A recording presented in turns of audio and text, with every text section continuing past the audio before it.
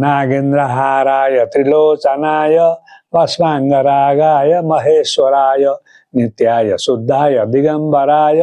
तस्मै नकाराय नमः शिवाय मंदाकिनी सलिल चंदन चर्चिताय नंदीश्वर प्रमथनाथ महेश्वराय मंदार पुष्प बहुपुष्प सुपूजिताय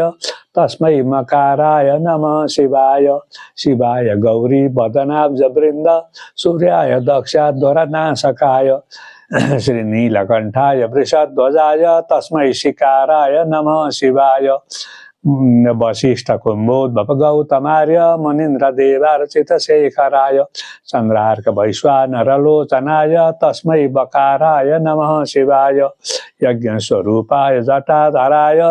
पिनाकहस्ताय सनातनाय दिव्याय देवाय दिगंबराय तस्मै यकाराय नमः शिवाय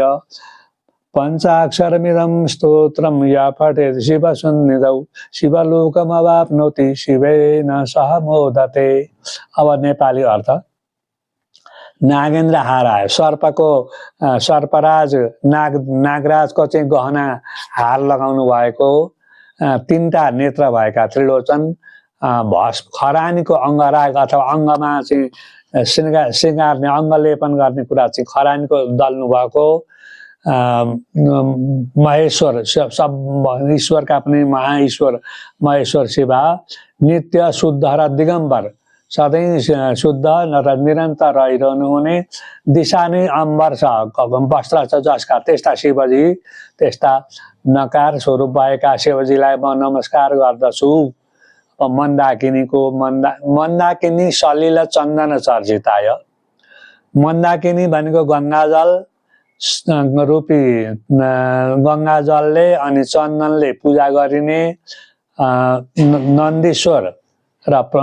आदि प्रमथ गणहरू शिवजीका गणलाई प्रमथ गण भनिन्छ।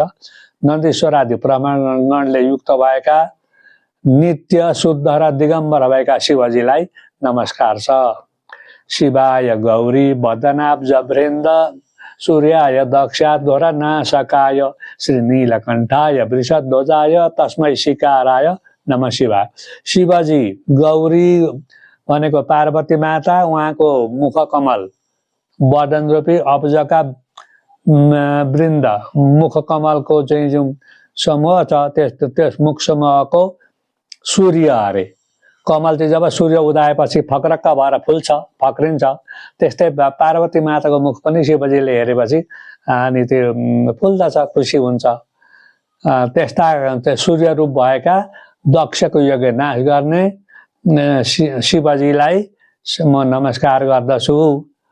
वशिष्ठ कुम्भोद्भव गौतमार्य मुनीन्द्र देवार्चितस्य वशिष्ठ अगस्त्य गौतम आदि गरेका आर्य ऋषि मुनिहरूले र देवताहरूले इन्द्र आदि गरेका देवताहरूले पूजा गरिने त्यस्ता देवताहरूले पनि पूजा गरिने मुनिहरूले पनि पूजा गरिने जसका चाहिँ तीनटा नेत्र छन् एउटा सूर्य रूपी आँखो अर्को चन्द्रमा रूपी आँखो अर्को बीचमा भएको चाहिँ अग्नि रूपी आँखो चन्द्र सूर्य र अग्नि रूपी नेत्र भएका शिवजीलाई नमस्कार छ। नमः शिवाय। अब अन्तिममा आयो यज्ञ स्वरूपाय जटाधरा यज्ञ नै छ जसको स्वरूप यज्ञ गर्नु भनेको शिवजीकै स्वरूपको अनि जसको चाहिँ जटाले शिरमा कति शोभावान भइरहेको छ पिनाक हातमा लिएको छ पिनाक धनु सनातन शिवजी सधैँ निरन्तर रहिरहनु हुने शिवजी नित्य शुद्ध र दिगम्बर भएका शिवजीलाई नमस्कार गर्दछु भनेर पंचाक्षरमिदं पुण्यम य पठेत शिव सन्निधौ यो शिवजीका नजिकै गएर यो 5 अक्षरले युक्त भएको नमः शिवाय भन्ने 5 अक्षरले युक्त भएको जुन मन्त्र छ जसले शिवजीका समीपमा शिवजीका मन्दिरमा गएर पाठ गर्छ भने शिवलोकमा वाप्नोति शिवेन सह मोदते त्यो पाठ गर्ने कर्ता पनि शिवलोक पाउँदछ शिवजीसँग नै अर्को अवस्थामा अर्को योनिमा शिवजीसँग नै रमणा गर्न पाउँछ। ओम साम्ब सदा शिवाय नमः।